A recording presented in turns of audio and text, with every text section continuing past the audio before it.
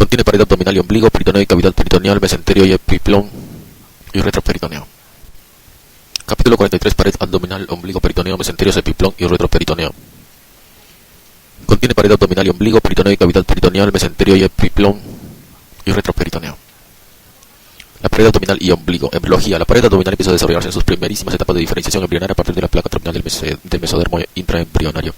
En esta fase el embrión consta de tres capas principales: una externa protectora, denominada ectodermo, otra interna de nutrición llamada endodermo y el mesodermo. El mesodermo queda dividido por sendas hendiduras a ambos lados de la placa lateral, que en última instancia se convierten en las capas somáticas y esplácnica. La capa esplácnica con su endodermo subyacente contribuye a la formación de las vísceras, diferenciándose en el músculo, los vasos sanguíneos, los linfáticos y el tejido conjuntivo del tubo digestivo. La capa somática contribuye a la formación de la pared abdominal. La proliferación de las células mesodérmicas en la pared abdominal embrionaria da lugar a la formación de un tubo con forma de U invertida, que en sus fases iniciales se comunica libremente con el celoma extraembrionario. Conforme el embrión aumenta de tamaño y se aproximan entre sí los componentes de la pared abdominal, el área ventral abierta delimitada por el borde del amnio se va reduciendo. Así se forma el cordón umbilical, una estructura tubular que contiene el conducto vitelino, que es el conducto onfalomesentérico, el alantoides y los vasos sanguíneos fetales, que se comunican con la placenta. Al finalizar el tercer mes de gestación, las paredes corporales se han cerrado, salvo por el anillo umbilical. Como la longitud del tubo digestivo crece más deprisa que el volumen de la cavidad celómica, gran parte del intestino en desarrollo protruye a través del anillo umbilical hasta situarse dentro del cordón umbilical. Según la cavidad celómica aumenta de tamaño hasta acomodar el intestino, este último retorna a la cavidad peritoneal en desarrollo, de suerte que solo el conducto onfalomesentérico, el alantoides y los vasos sanguíneos fetales atraviesan el anillo umbilical decreciente. Al nacer, la sangre deja de circular por los vasos umbilicales y el conducto onfalomesentérico se reduce a un cordón fibroso que ya no se comunica con el intestino. Después de la división del cordón umbilical, el anillo umbilical cicatriza de inmediato. Anatomía. La pared abdominal cuenta con 9 capas: piel, tejido subcutáneo, fascia superficial, músculo oblicuo externo, músculo oblicuo interno, músculo transverso del abdomen, fascia endoabdominal o transversal, tejido adiposo y areolar, extraperitoneal o preperitoneal y peritoneo, como se ve en la figura 43.1. Las 9 capas de la pared anterolateral del abdomen, que son piel, fascia de Camper. La fascia de Camper está ubicada debajo de la piel, y luego sigue una fascia interna que es la fascia de Scarpa, y luego ya encontramos el músculo oblicuo externo, luego el oblicuo interno y el músculo transverso. Este tiene su fascia, la fascia transversal. Dentro encontramos la grasa peritoneal y después el peritoneo. Son los 9: piel 1, fascia de Camper 2, fascia de Scarpa 3, músculo oblicuo externo, interno, transverso son 6. Fascia transversal. La fascia transversal es la fascia del músculo transverso, 7. Y después la grasa peritoneal antes de encontrar el peritoneo, 8, 9. También ahí podemos ver el anillo inguinal subcutáneo, el músculo recto del abdomen, el cordón espermático, la arteria y vena epigástrica inferior, el anillo abdominal interno. Tejido subcutáneo. El tejido subcutáneo se compone de las fases de Camper y Scarpa. La fascia de Camper es la capa superficial que contiene casi toda la grasa subcutánea. La capa de Scarpa es un estrato más denso de tejido conjuntivo fibroso que se continúa con la fascia lata del muslo. La aproximación de la fascia de Scarpa ayuda a que la piel se alinee tras las incisiones quirúrgicas.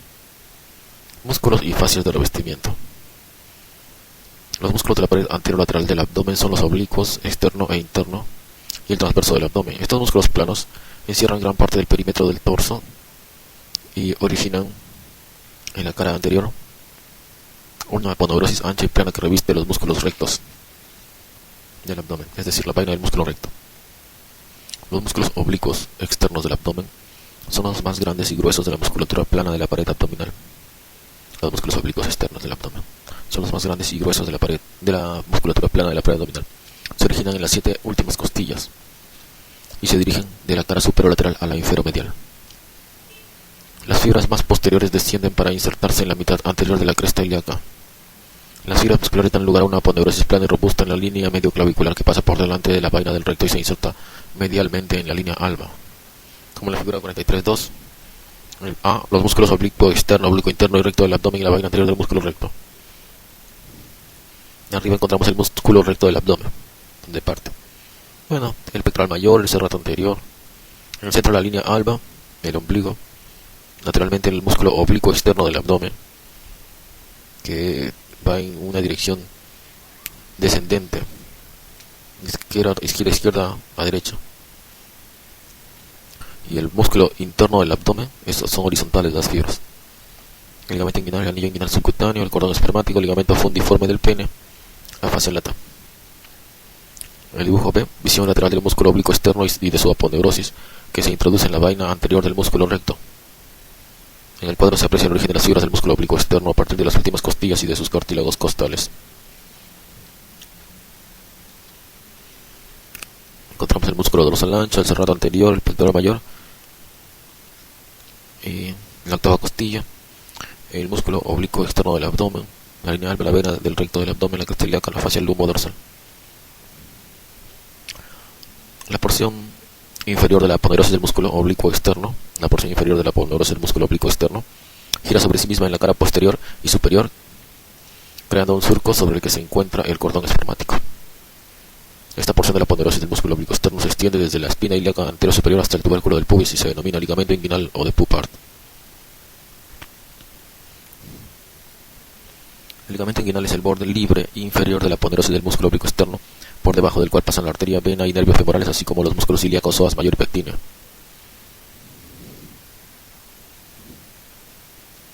Las hernias crurales se abren detrás del ligamento inguinal, mientras que las inguinales lo hacen por delante y encima de este ligamento. El borde inclinado del ligamento inguinal se utiliza en diversas reparaciones de la hernia inguinal, entre otras la reparación de Bassini y la reparación sin tensión de Lichtenstein. El músculo oblicuo interno nace en la fase del músculo iliopsoas. El músculo oblicuo interno nace de la fase del músculo iliopsoas.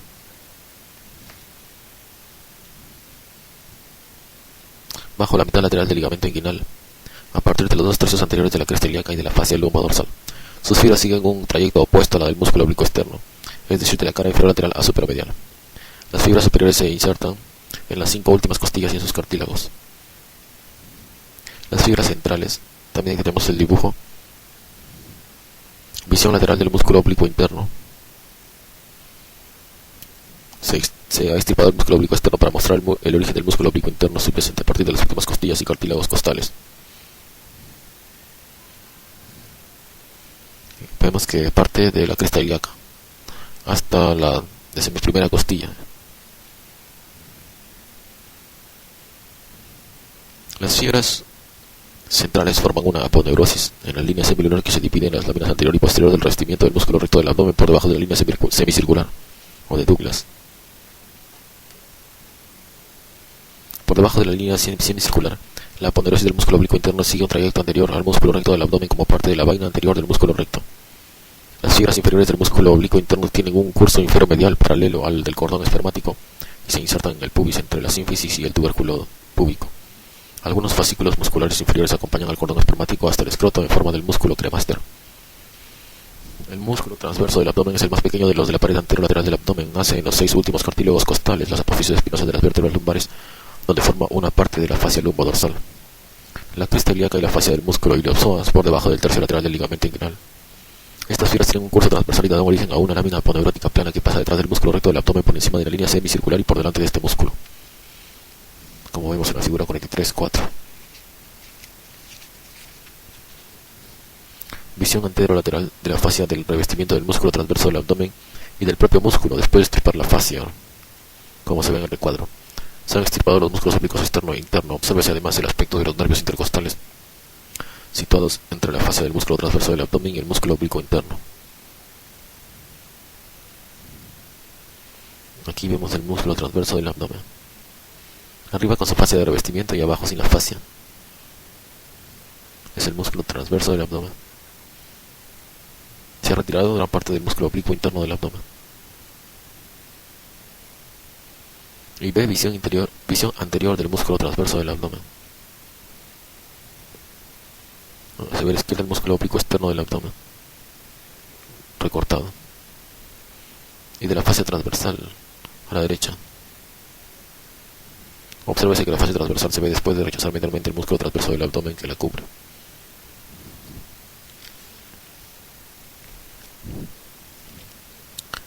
Esta era la figura 43.4. Las fibras inferiores del músculo transverso del abdomen, que tienen su origen en la fascia del músculo iliopsoas, siguen un trayecto inferomedial junto con las fibras inferiores del músculo oblicuo interno. Estas fibras crean el arco aponeurótico del músculo transverso del abdomen situado por encima del triángulo de Hesselbach. Se trata de una referencia anatómica importante para la reparación de las hernias inguinales, en particular para la técnica de Bassini y la reparación ligamentosa de Cooper. El triángulo de Hesselbach es el lugar donde ocurren las hernias inguinales directas. Está delimitado por el ligamento inguinal por abajo, el borde lateral de la vaina del músculo recto por dentro y los vasos epigástricos inferiores por fuera. El suelo del triángulo se compone de la fascia transversal. La fascia transversal cubre la superficie profunda del músculo transverso del abdomen y forma un revestimiento facial completo junto con sus diversas prolongaciones alrededor de la cavidad abdominal. Como se ve en la figura 43.5, músculo recto del abdomen y contenido de su vaina. Obsérvese la línea semicircular, bajo la cual no hay vaina posterior, y el músculo recto del abdomen se superpone sobre la fascia transversal. Línea alba, vaina del recto del abdomen, hoja posterior, insecciones tendinosas, músculo transverso del abdomen. Encontramos la línea semilunar, la línea semicircular y la túnica subserosa, músculos piramidales, fascia transversal. Estas inserciones tendinosas, decía que la fascia transversal cubre la superficie profunda del músculo transverso del abdomen y forman un revestimiento facial completo junto con sus diversas prolongaciones alrededor de la cavidad abdominal. Esta capa de fascia tiene el nombre regional de los músculos a los que reviste. Por ejemplo, fascia del músculo iliopsoas, fascia del músculo obturador y fascia inferior del diafragma. La fascia transversal se une a los fascículos musculares y aponeuróticos en una capa continua y refuerza las zonas débiles donde escasean las fibras aponeuróticas. Esta capa responde de la integridad estructural de la pared abdominal. Las hernias obedecen por definición a un defecto de la fascia transversal. Los músculos rectos del abdomen son músculos pares que surgen como cordones largos, planos y triangulares, con una extensión mayor en su origen, en las caras anteriores de los cartílagos costales 5, 6 y 7 y el apéndice sifoides, que en su inserción en la cresta y sínfisis del pubis. Cada músculo se compone de fascículos largos y paralelos, interrumpidos por 3 a 5 intersecciones tendinosas. Estas intersecciones tendinosas irregulares proporcionan la inserción del músculo recto del abdomen a la vaina anterior del recto. No se observa ninguna inserción similar a la vaina posterior del recto. Estos músculos se sitúan adyacentes y solo separados por la línea alba. Además de soportar la pared del abdomen y proteger su contenido, la contracción de estos robustos músculos flexiona la columna vertebral. Los músculos rectos del abdomen están contenidos dentro de una vaina facial, la vaina del recto derivada de las aponeurosis de los tres músculos abdominales planos. Por encima de la línea semicircular, la vaina facial envuelve completamente el músculo recto del abdomen con las láminas oblicuo externa y anterior de las aponeurosis del músculo oblicuo interno, que pasan delante del músculo recto del abdomen, y las aponeurosis de las láminas posteriores del músculo oblicuo interno, el músculo transverso del abdomen y la fascia transversal, que lo hacen por detrás. Debajo de la línea semicircular, todas estas capas faciales discurren delante del músculo recto del abdomen, salvo la fascia transversal. En esta zona, la cara posterior del músculo recto del abdomen está cubierta únicamente por la fascia transversal, el tejido areolar preperitoneal y el peritoneo. La línea alba mantiene íntimamente apuestos los músculos rectos del abdomen cerca de la línea media anterior. La línea alba se compone de una banda de fibras densas y entrecruzadas de las aponeurosis de los músculos abdominales vastos. Se extiende desde el apéndice sifoides hasta la sínfisis del pubis y es mucho más ancha por encima del ombligo que por debajo de este, lo que facilita la práctica de incisiones quirúrgicas en la línea media sin interesar la vaina derecha o izquierda de los músculos rectos. Espacio preperitoneal y peritoneo. El espacio preperitoneal se sitúa entre la fascia transversal y el peritoneo parietal y contiene tejido adiposo y areolar. Por el espacio preperitoneal discurren las siguientes estructuras: 1. Arteria y vena epigástricas inferiores. 2. Ligamentos umbilicales mediales, vestigios de las arterias umbilicales fetales. 3. Ligamento umbilical medio, resto fibroso en la línea media del tallo alantoico o bracofetal. 4. Ligamento falciforme del hígado que va desde el ombligo al hígado. El ligamento redondo queda contenido dentro del borde libre del ligamento falciforme y presenta la vena umbilical obliterada que va desde el ombligo hasta la rama izquierda de la vena porta, como se ve en la figura 43.6. El ombligo fetal. Del ombligo fetal irradian la vena umbilical en dirección superior y las dos arterias umbilicales y el uraco en dirección inferior. Como vemos ahí, la vena umbilical, el ligamento falciforme que sale del hígado, del ombligo, y vemos que penetra el uraco y las arterias umbilicales. Visión del ombligo desde el interior de la cavidad peritoneal.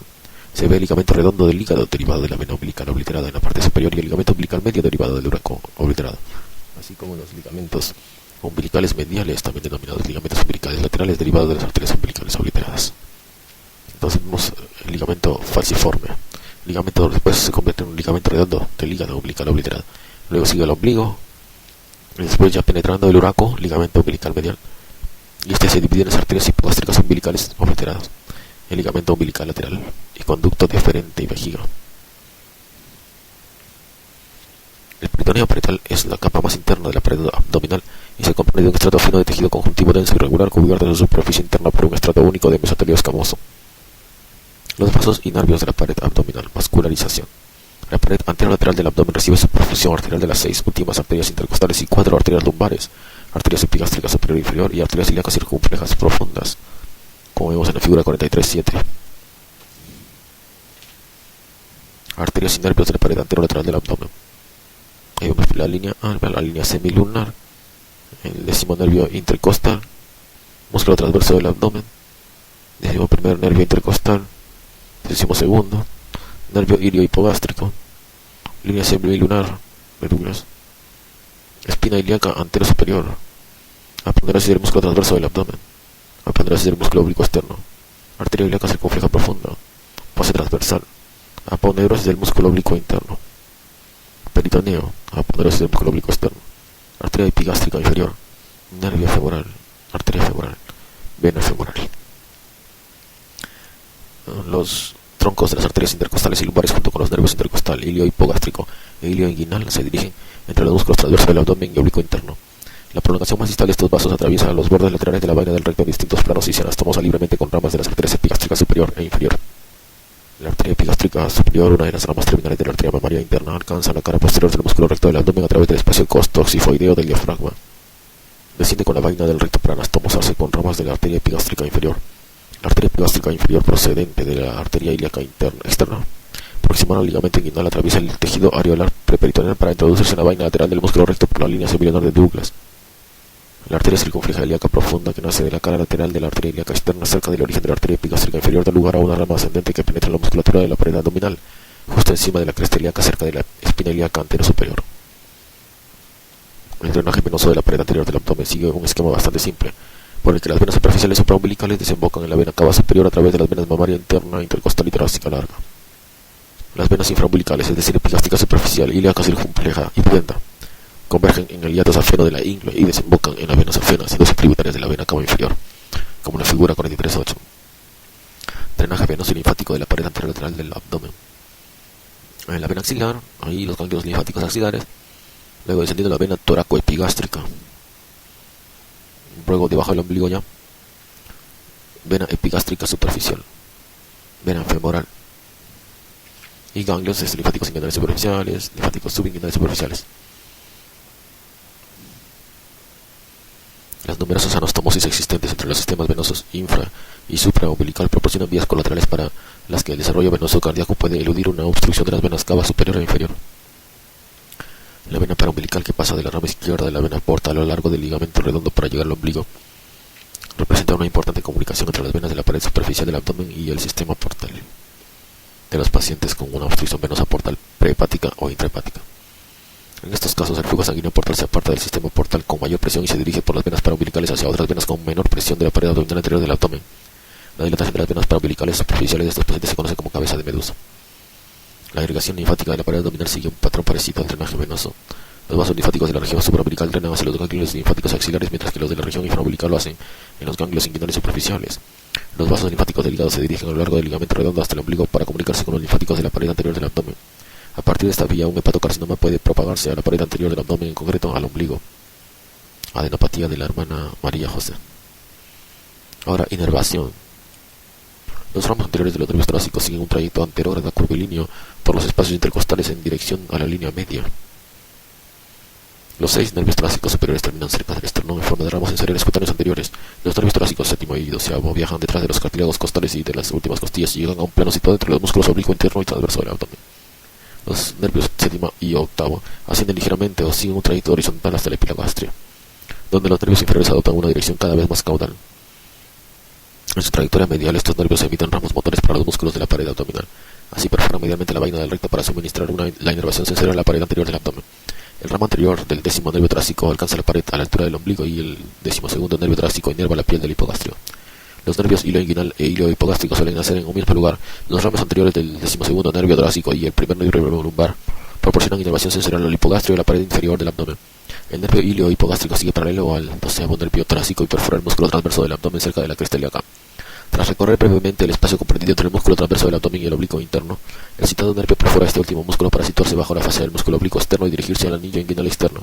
Sale por el pilar superior del anillo inguinal externo y proporciona la inervación sensorial a la pared anterior del hipogastrio. El nervio hilo inguinal sigue un trayecto paralelo al hilo hipogástrico, pero más próximo al ligamento inguinal.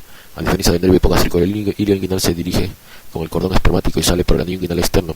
Sus ramas terminales suministran inervación sensorial a la piel de la región inguinal, así como al escroto de los labios genitales. Los ramas inguinal, ilio hipogástrico y genitales de los nervios femorales se visualizan a menudo durante la enorrafia inguinal. Páncreas exocrino. Se ha visto en 1589